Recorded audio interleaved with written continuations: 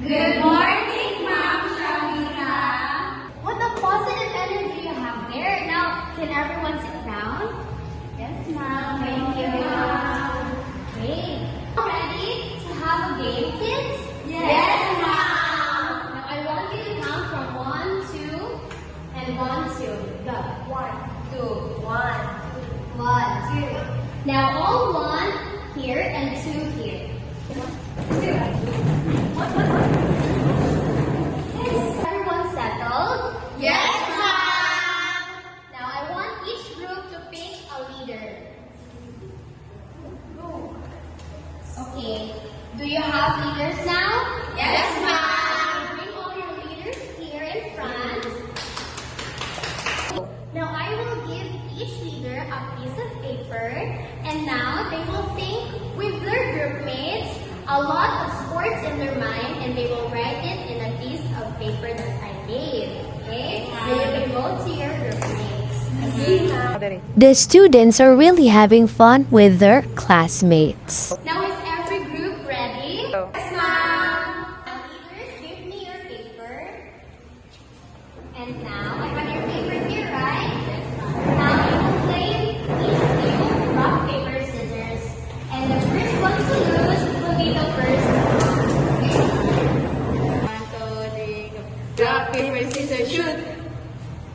Now, you're the winner and you're the loser, so you will be the first to ask what they wrote on your paper. And then you will act it on your group mates and they will guess. Okay? Now that their group is the loser and they're the first one to act, now there is a sport here that is from the other group and I will whisper it to her, and what sport the sport that I whispered to her is the one that she will be acting in her group. Okay? So, your timer starts now.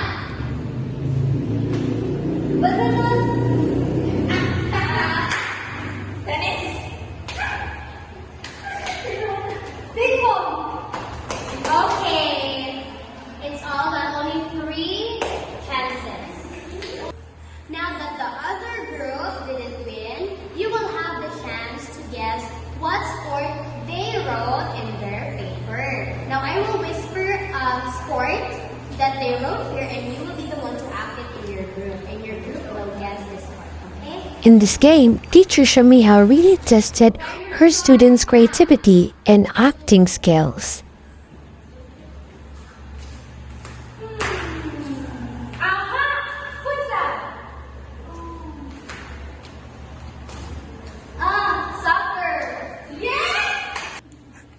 Now that they are the winner, now I will get another person in the group, which is, she will be the one to act, and you will be the one who's guessing with your other group. Okay, Ma'am.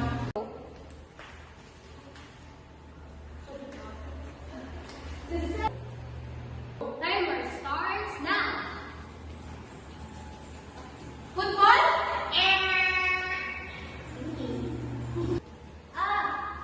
Soccer. Jogging. Okay, it's done. No more chances.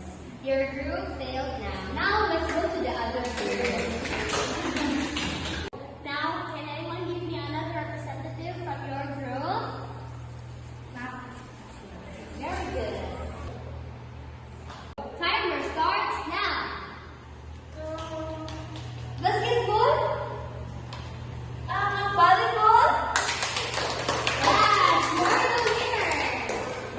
Now that they won, let me have another representative from the group. Okay, you're the next representative. Now you will have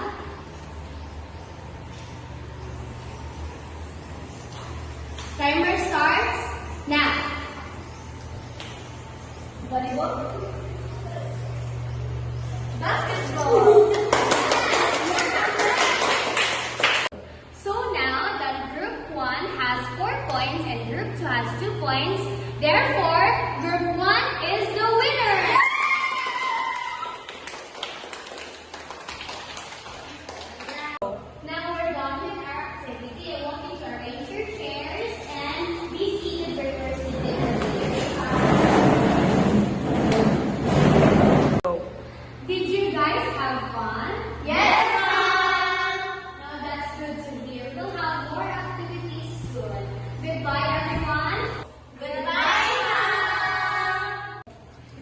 And this is the game plan that they used.